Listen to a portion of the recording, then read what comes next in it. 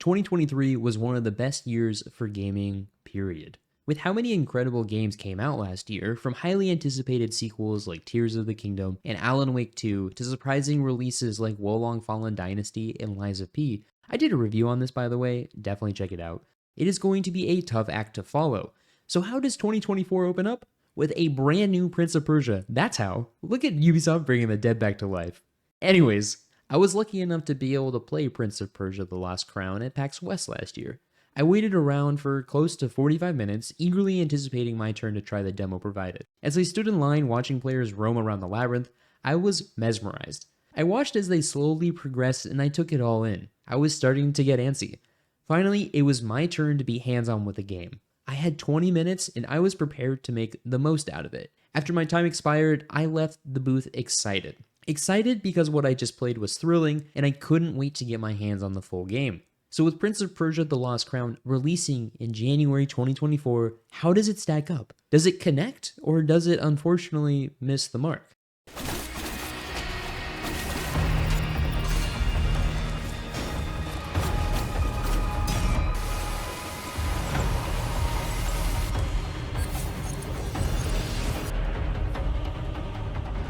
You are an immortal. You are one of the 7 strongest warriors in Persia. You strike fear in the eyes of any enemy who stands in your way. Overcoming adversity is what you excel at. Never is there a time when you are doubted. Never is there a time when you can be kept down. You have pushed through and prevailed time and time again, continuing to prove yourself. You represent strength for the Empire of Persia. You are Sargon. Sargon is the newest member of the Immortals group. After defeating a huge threat to the Persian Empire, he is acknowledged by Queen Tamiris for his exceptional deeds. The night brings a time for celebration as Persia is safe once more. But in this commotion, the Prince of Persia, Prince Hassan, is kidnapped. Sargon and the Immortals rush to catch up to the offenders. Their pursuit brings them to Mount Kaf, a prosperous city that sits atop the mountains. An advanced society once known for innovation in all fields, highlighting intelligence and finding peace through verbal action rather than acts of war. But now, it is no longer the glorious city it once was. Mount Kaf lies in ruin. When the Immortals cross through the threshold of Mount Kaf, it is immediately sensed that something is off here. The city is ruined, but still standing. It is almost as if time is no longer passing. They come across a captain of a unit that was ahead of them chasing after the kidnapped prince. He is almost nothing but bone, aged over 3 decades in a day. He mumbles quietly that he has been at Mount Kaf for years. With only one goal in mind, the Immortals need to press on in order to secure the beloved prince. Little do they know that they are stepping into a mystery.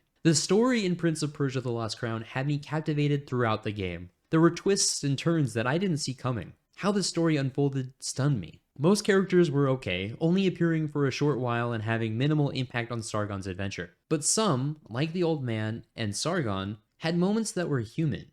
They showed growth, understanding, and sympathy. It was an exciting ride that I was more than willing to be on. Cutscenes are riddled throughout my 20-hour adventure. These were epic. The art direction mixed with the right camera angles and choreography created jaw-dropping scenes. Bosses are all highlighted with intimidating intro sequences. Heroic triumphs and defeats are showcased with exceptional flair. I really can't state enough how well the cutscenes do at conveying the emotion the characters are feeling at one point or another. While I don't think this game will win any awards for the storytelling, it is an engaging story that tells a wonderful tale of doubt, betrayal, and triumph. While the main story is good, the side quests were more or less just kinda there. No side quest had me really interested in them. I wanted to get the rewards, and that is the main reason that I did them, but majority of the time it was that I accidentally came across a task at hand due to my exploration of the levels. They were more like busy work rather than an interesting side story that wanted to be told. They created opportunities for cool gameplay moments, but that is about it. Luckily, there aren't many side quests to complete, so I never felt like I was doing tedious tasks just for the sake of getting closer to 100%ing the game. I love the gameplay in Prince of Persia: The Lost Crown. To start, Sargon is incredible to control. All of my actions felt responsive, and there were no issues with controls when attempting basic moves to particularly challenging sections. This is applied to all aspects of the game's gameplay. It is easy to control and buttery smooth. Combat is the first aspect that I was surprised by. There is a lot more potential in how you approach various combat encounters, whether it be small mobs that appear in front of you during platforming sections, or if it's a challenging boss fight. The amount of agency that you have in those scenarios was surprising.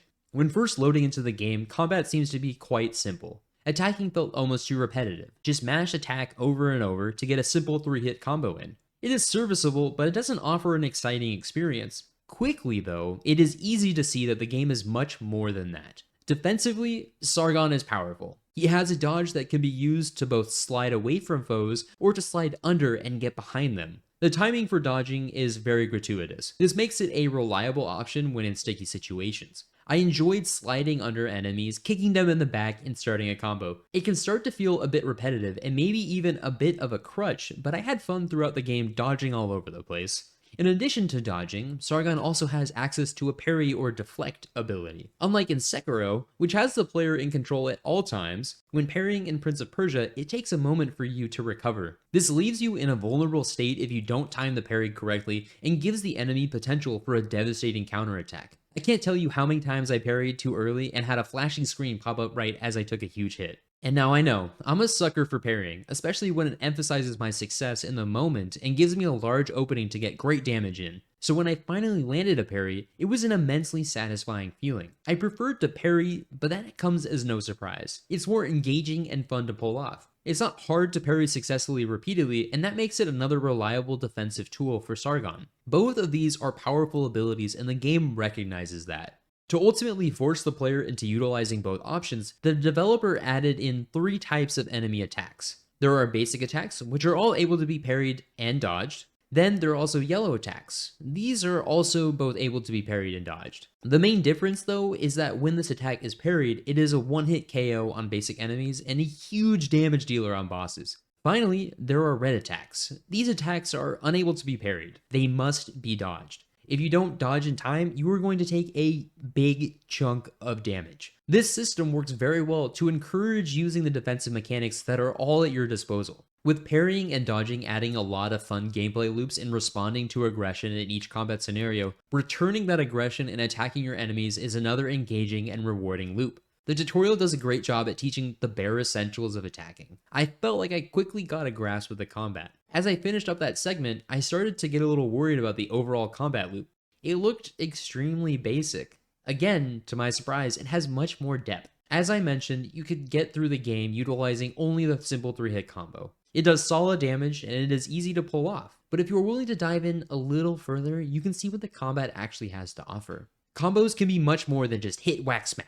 I slowly learned that attacks can be chained into each other. Furthermore, they are also directional, meaning that I can start to integrate several attacks into several more attacks and ultimately finishing up with a couple big swings. The key component of this is the directional attacks. When I held down on the stick and attacked, I would pull off a sweeping attack that knocked enemies off their feet. Hold up on the sticks and I would send the enemies into the air. This is one aspect in how the control of Sargon is consistent throughout the adventure. So you can knock enemies into the air, right? You can either choose to jump up with them or stay down on the ground and handle the other enemies in your path. This is an extremely easy feat to pull off. Either just press the button to hit them or you can hold the attack button and you will not only hit them in the air, but also jump up with them. When you do this, you can continue a combo of attacks. One of my favorite combos is to get 2 standing hits, knock an enemy into the air, get 2 more hits in, and then kick them down to the ground while also following up with a surging downward thrust. But it doesn't work on every enemy. Some enemies are not susceptible to crowd control moves. This becomes a bit more challenging to deal with them and reins the combat in a little bit. It became more of a fight similar to a challenging Souls-like where timing and managing the combat engagement was key. These were enjoyable moments, especially the boss fights, but it did get repetitive and it wasn't as fun as fighting more common enemies because the combos weren't as prevalent. Sargon has access to a bow and arrow. It is first introduced as being a useful tool during platforming sequences. It can be fired anytime, on the ground, holding onto a wall, or flying in midair. This creates interesting platforming segments that force more thought into how Sargon is moved about the area. I really enjoyed how it created more tension in simple moments. A simple leap over several spikes onto a ledge is easy, but then adding a moment where I need to jump to a ledge that needs to be activated by shooting an arrow at it is a much more interesting situation. The bow is also a useful tool in combat as well. It does not deal a lot of damage, especially not in comparison to the swords, and I use it to mostly tickle various enemies just to be able to take them down the slightest moment sooner. But what I realized later on in the game is that the bow can be used as an interrupt tool. Shooting most enemies staggers them, allowing me to get some time to rush in and start comboing off. This soon became my main way to handle flocks of enemies. One of the final gameplay abilities is called Athra abilities. These are strong powers that need to have a meter filled up before use. Some require 1 bar to be filled, while others need 2 or 3. Every time that I dealt damage, the bar would slowly charge up. It is set up to reward my aggression, and that reward is the ability to use these powers. I could have 2 equipped at any time, and there was a small pool to choose from. One of them was a simple slash attack that dealt an extraordinary amount of damage, while another one would create a healing pool that would slowly replenish my HP while I was in its radius. These powers feel well balanced. It is easy to charge up meter, and they can change the tide of battle. I never felt like I needed to pull off one of these moves to win a fight, but it was a fun finisher or momentum builder. All of this to say that on paper, the Lost Crown's combat seemed shallow at first, but continuing to progress through the story and ultimately beating it, I became more and more engrossed. It nailed the power fantasy of being one of the 7 strongest warriors in Persia.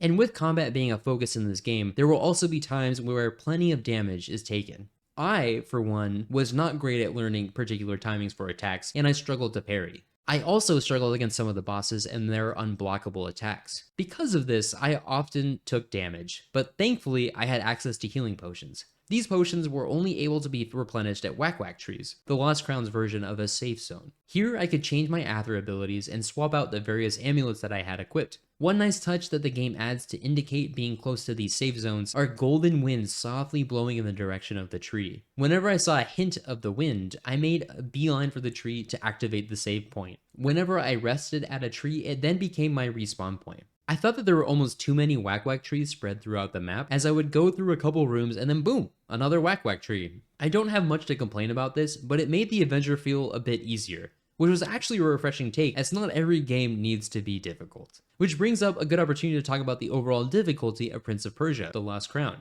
It is not an overly difficult game. I died a few times and I took a lot of damage, but the game offers effective healing items and buffs that increase health or damage resistance. Bosses usually only took me 2 attempts to defeat, and various enemies pose some challenge when trying to perfect a deflect timing. I thought that enemies did enough damage that they were a threat, but not to the point where I ever wanted to avoid getting in fights. I wanted to engage in combat. The game could have been harder, but I enjoy the difficulty that I played at. I was pushed to execute particular moves, but I never felt as if I was bashing my head against an immovable object. Boss fights are cinematic spectacles and are exciting to fight. They provide a welcome challenge and are important to the story. When a boss comes up, it is safe to expect a fight that utilizes all the tools that you currently have at your disposal. They test your reactions, and they test your ability to manipulate the arena around you. They each have different mechanics that change up how you need to approach them. Bosses also have several phases, as they constantly evolve throughout the fight. Some of these evolutions are straightforward, like adding another attack or two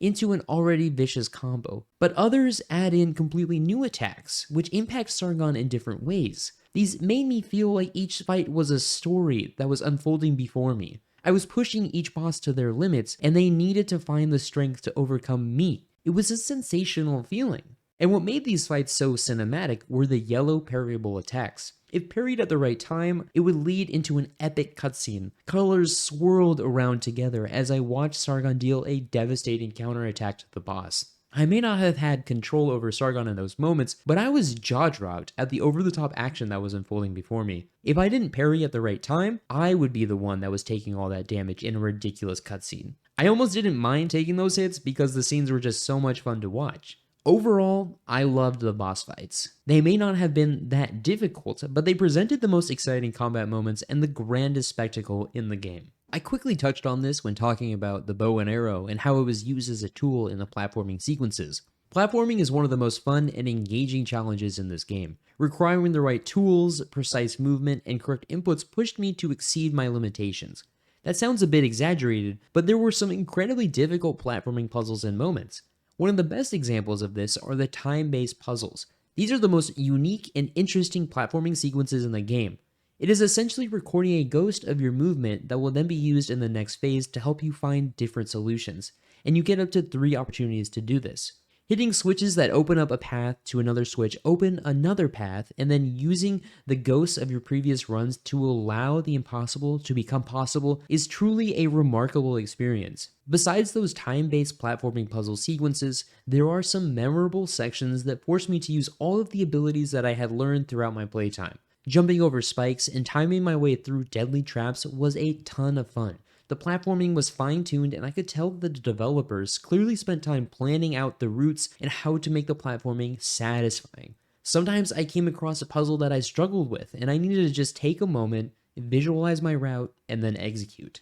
I won't say every jumping puzzle was dazzling and brilliant, but I will say that they were all, at the very least, good.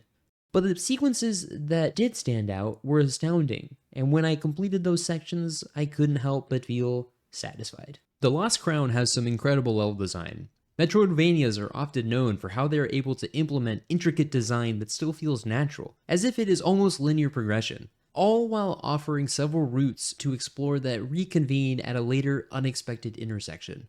Prince of Persia is no different and continues what is expected of great Metroidvanias. Areas wrap around into themselves, leading me to find several shortcuts that gave me the coveted aha moment. The maze that this game offers to explore is wonderful, and mixed in all of this are the seamless transitions to diverse locations abundant with unique scenery and enemies to fight. The game starts off in very typical environments, but then as I progressed, gained more abilities, and became more invested in the story, the environments began to evolve. Slowly, the Lost Crown untethered itself from the reality of what should happen in this world and became more of what could happen, unbounded by typical laws of nature. Some of these levels had me amazed. The art direction in this game is incredible. Rarely were there locations that didn't leave me with a grin. So with clever design and a plethora of exciting locations to jump and fight through, they also begged for me to return. I often saw several routes that I wasn't able to traverse because of a lack of a needed item. The developers were basically teasing me to come back. This is a good moment to highlight an exceptional feature. This feature is called Vision Memories. Typically, backtracking isn't a very enjoyable task, but with this feature, I could take a screenshot of where I was and what I was seeing. It would then be placed on the map and I could reference it at any moment. This is a fantastic feature that reminded me of what obstacles stood in my path so that I could return to it when I learned how to overcome it. Once I received one or several new upgrades or abilities, I could go back, and this allowed me to explore more of what Mount Koth has to offer. There are plenty of safe zone whack-whack trees throughout Mount Koth, but what I felt was lacking or a bit unevenly spaced were the fast travel points. These are spread sparsely around the map. I continued to run into problems where I had to backtrack somewhere to explore a yet-to-be uncovered area, and there was no fast travel point near where I wanted to go, while some points were only divided by a room or two. This became a minor frustration because I had to take several minutes to reach my destination when the travel points could have been a bit more evenly spaced. Making my way through the world was rewarding, and most of all fun. The level design, full of traps, exciting platforming sequences, and treasure was such a joy to exist in. This is arguably my favorite part about this game. The world provides sheer gratification. I can't see anyone being disappointed by what this game has to offer as they explore every nook and cranny of Mount Koth. Amulets are items that you can find or purchase from vendors throughout the world. These act like badges from the game Hollow Knight. You have a number of slots that can be filled in by the amulets, and each amulet can cost 1 to 3 slots. You can mix and match any amulets together, and it creates an additional layer of customization for your adventure with Sargon. Some of these are simple, like having more health that is only able to be healed at a whack-whack tree. I literally put this amulet on and kept it on for the whole playthrough. The additional health was extremely powerful, and it almost felt like a crutch. Other amulets offered more interesting and fun effects. One of my absolute favorites was an amulet that, whenever I parried an enemy attack, would create a time bubble around me. This slowed down any and all enemies inside its radius. So now the parry not only was satisfying to pull off, but it also staggered my opponents and then slowed them down so I could start a combo. I originally just wanted to try it out and see how effective it was. Turns out it was one of the best and extremely powerful. There are only a few amulets that are as game-changing as this one, but there are several that can enhance other playstyles. Another amulet gave a significant boost to overall damage, but drastically reduced health, while another provided additional athra charge when taking damage. I'm not gonna lie, that amulet was really effective for me because I took damage all the time. I was rewarded for playing poorly, not gonna complain about that. Throughout my experience with the Lost Crown, and like many Metroidvanias, I came across a slew of areas that I wasn't able to access yet. And this is another aspect where I feel like the game shines. The progression of learning new abilities was almost impeccable. I do think at the beginning, receiving new tools to play with is a bit slow. It's not a long time, but enough to where I felt as if I was missing something, which is maybe what the developers wanted because I did feel limited and weak. I saw so many routes that I couldn't go down because I didn't have the proper tools, but that just made me more curious to find the solution and ended up being the facilitation that I needed to continue moving forward. For me, the abilities were dispersed throughout the progression of the game extremely well. Gaining one new ability gave me a powerful tool that also pushed my combat level up. Being able to integrate these new unlocks into how I interacted with the world was thrilling. I became more effective in all aspects. Utilizing the air dash allowed me to reach new heights in climbing walls and crossing large gaps. It was also effective in combat for both avoiding enemy attacks and for closing the distance between them and I. Each new unlock had me excited to see what it could do. There is some additional progression as well. One character that you can find is named Fariba, who is placed around the various levels. Pay her about 50 time crystals, one of the few currencies in the game, and she will fill out your map of the area that you are in. This is great for finding additional secrets and routes that you may have missed. She can also help as a guide if you get stuck. Again, pay her some time crystals and she will give you a hint of where you need to go. I never needed to use Fariba in that way, as the game does a great job of pointing in the right direction. Kahiva is another ally in Sargon's adventure. She is a goddess and the blacksmith of the gods, somehow unaffected by Mount Koth's mysterious manipulation. Interacting with her gave me the ability to upgrade Sargon's swords, bow, quiver, and the various amulets that I found on my adventure. These can get expensive to upgrade, but earning the currencies came at a good pace. As I made my way through the various challenges, I always felt that my surroundings were leveling up with me rather than me leveling up with them. I didn't come across any issue of me not dealing enough damage or struggling with a lack of defense. One last thing that can be acquired and upgraded are healing potions. Both the amount of potions that I have access to, as well as the efficacy of each one. These could be purchased from a merchant in the central safe zone of the game, and I focused on increasing the amount of times that I could heal over how strong they were, so I maxed out the amount of potions I could hold on to long before I reached the end of the game. Then, shortly after maxing that out, I maxed out their efficiency. Again, it wasn't difficult to get the right amount of currencies to acquire these upgrades. Progressing through the game at the pace I wanted to go was more than enough to satisfy those requirements. So, I played this game on Switch. I know, it's no powerhouse in terms of technical capabilities. My experience playing The Lost Crown on the Switch was a mostly positive one. I didn't feel like I lost any of the experience due to the limited power of the Switch. The game still has amazing art direction that is beautifully captured on the weaker system. I was shocked at how good some scenes looked, especially ones that exploded with color and emotion. Obviously, edges were rougher, and the graphics weren't as clear and a bit muddied, but it is still a relatively good-looking game. But I did have some issues that did impact some gameplay at times. I came across a couple sections that had my Switch struggling. Frames were most definitely lost. I guess luckily it didn't happen in more areas, and when it did, it was only in areas that were busy with some very unique environments rather than difficult platforming or challenging enemies. If this issue occurred more often that had a detrimental effect on my ability to get through sections, I would think of it as a larger issue. I also came across some weird bugs where I would jump off a ledge to another and I would randomly be teleported lower than where I was traveling. It was jarring, to say the least. It was like the game showed me one piece of information, but then corrected itself to what was actually occurring. I really don't know what caused this issue as it only came up a few times, but it was noticeable enough that I deemed it noteworthy. Besides that issue and the frame rate drops, this game was a clean experience with no other bugs or issues that I noticed during my playthrough.